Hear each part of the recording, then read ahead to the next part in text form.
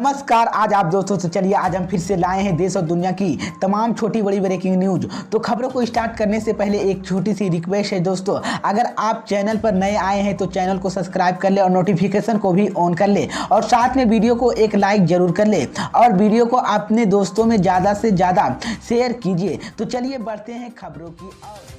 इसी बीच पर दोस्तों अगली खबर की ओर, तो कि एयर इंडिया रेलवे स्टेशन बैंकों को बेचने के बाद एक और सरकारी कंपनी बेचने का मोदी सरकार ने किया ऐलान। लोग बोले धीरे धीरे 2024 तक पूरे देश बेच देगी मोदी अमित शाह। जी हां दोस्तों, आपको बता दी ये बड़ी खबर सामने निकल कर आई दोस्तों की एयर इंडिया और बैंकों के टाटा ग्रुप के हाथों बेचने के बाद सरकार ने अब इसकी सब्सिडी कंपनियों को बेचने का प्लान काम शुरू कर दिया है।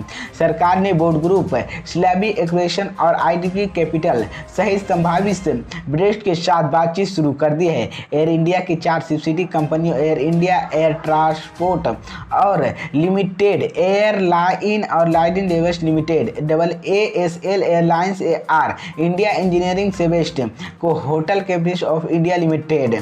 एक अधिकारी बिजनेस टुडे बताया जा रहा है कि संभावित बलात्कारियों के साथ प्लान पर काम शुरू कर दिया गया और सभी सहायक कंपनियों को बेचने के लिए हमारे पास पहले से ही है, लेकिन कैबिनेट मंजूरी है। सूत्रों बता दें कि बोर्ड ग्रुप सेलेबली एक्विजिशन आईडी क्रेडिट ALTSL के अधिकरण से लिखित दिखाई दी गई है।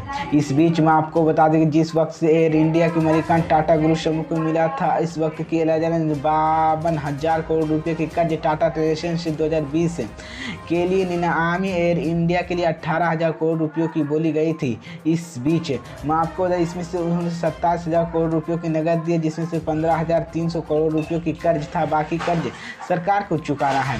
इसी बीच मैं आपको बता दें सरकार ने खजाने भरने के लिए पिछले 6 सालों करोड़ रुपए की नेशनल इन्वेस्टमेंट प्लान किया। इसी बीच तो ये बड़ी अपडेट है दोस्तों की रेलवे और एयर इंडिया बैंकों को बेचने के बाद मोदी सरकार ने एक और सरकारी कंपनी बेचने का ऐलान कर दिया है, जिसके बाद लोग बोले धीरे धीरे पूरे 2024 तक पूरे देश बेच देगी मोदी अमित शाह। तो ये बड़ी अपडेट है दोस्तों। इसी बीच पर दोस्तों अगली खबर की ओर, चूंकि PFI के बैन पर भड़के असदुद्दीन ओवैसी बोले काले कानून से अब हर मुस्लिम युवक की हो सकती है गिरफ्तारी। जी हाँ दोस्तों, आपको बता दी ये बड़ी खबर सामने निकल कर आई दोस्तों। केंद्र सरकार ने powerful front of India PFI में बड़ा एक्शन लेते हुए 5 साल के लिए बैन कर दिया गया। PFI के साथ उसके अन्य 8 सहयोगी संगठनों को भी बैन कर दिया गया। केंद्र सरकार द्वारा लिए इस एक्शन पर ऑल इंडिया मजलिस AMIM के प्रमुख असदुद्दीन ओवैसी ने अपराध करने वाले कुछ लोगों को गलत काम किया और मतलब यह नहीं कि संगठन है और बैन कर दिया जाए। ओवैसी ने कहा कि इस तरह के बैन खतरनाक है, जो ये हर मुस्लिम उस मुसलमानों पर बैन हो सकता है जो अपने मन की बात कहना चाहते हैं। उन्होंने आगे कहा कि भारत के काले कानून UPA के तहत अब हर मुस्लिम युवकों को PFI प्लेटफॉर्म के साथ गिरफ्तारी किया जाएगा। मैंने UPA के विरोध किया और UPA के तहत सभी कार्यों को हमेशा विरोध करूंगा। ओवैसी ने बोले कि ये मैं स्वतंत्रता सिद्धांत का उल्लंघन करता हूं, जो संविधान की बुनियादी की ढांचे हिस्सा है। ओवैसी ने सवाल करते हुए PFI पर लगाया कि लेकिन खालिद अजमेर धमकियों दी। इस बीच बता दें कि इससे पहले RJD के सुप्रीमो लालू प्रसाद यादव PFI के बैन पर कहा ऐसे संगठनों पर बैन लगाना चाहिए। हालांकि उन्होंने यह भी कह दिया कि इसके साथ ही RSS पर बैन लगाना चाहिए। ये लोग मुस्लिम संगठनों को निशाना बना रहे हैं, हर बात हिंदू मुस्लिम करते हैं। इसी बीच तो ये बड़ी अपडेट है। इसी बीच पर दोस्तों अगली खबर की ओर, चूंकि MSP गारंटी कानून को लेकर राकेश टिकैत ने एक बार फिर सरकार को आंदोलन करने की दी चेतावनी। मोदी अमित शाह की बड़ी मुश्किलें। जी हाँ दोस्तों, आपको बता दी ये बड़ी खबर सामने निकल कर आई दोस्तों कि भारतीय किसान यूनियन के नेता राकेश टिकैत ने अलीगढ़ के टलपल इलाके में किसान नेता विजय तलाना यहां तक पहुंचे।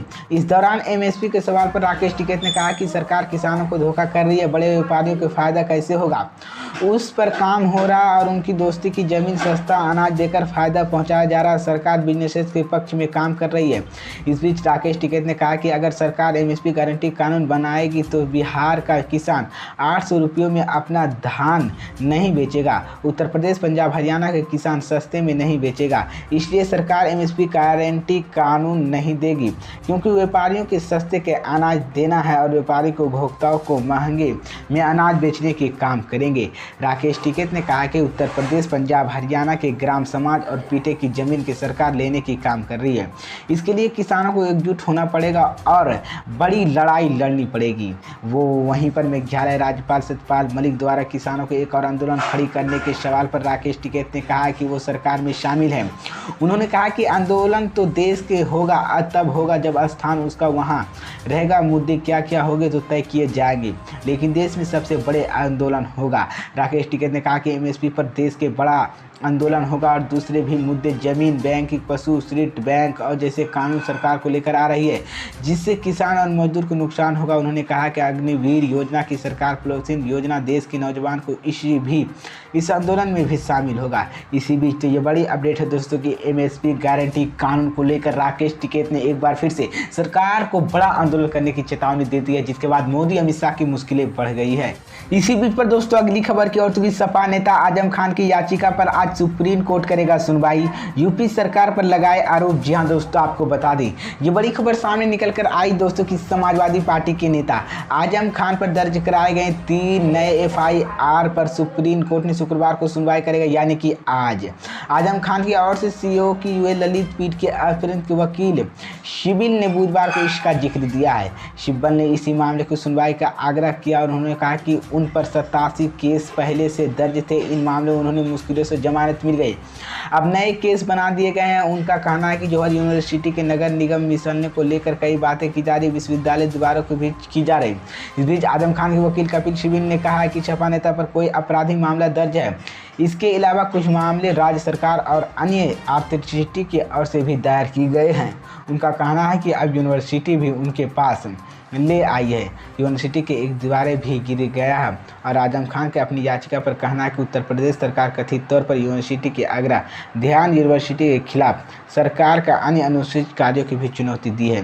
मोहम्मद अली जौहर यूनिवर्सिटी की स्थापना रामपुर 2006 में एक ट्रांसफर की गई थी, जिसके चलते आजम खान और जौहर यूनिवर्सिटी के नगरपालिका सफाई मिशन और मदरसा आलिया के चोरी हुई किताबों पर फर्नीचर के ज़बरदस्त किए गए। इसी के बीच तो ये बड़ी अपडेट है दोस्तों।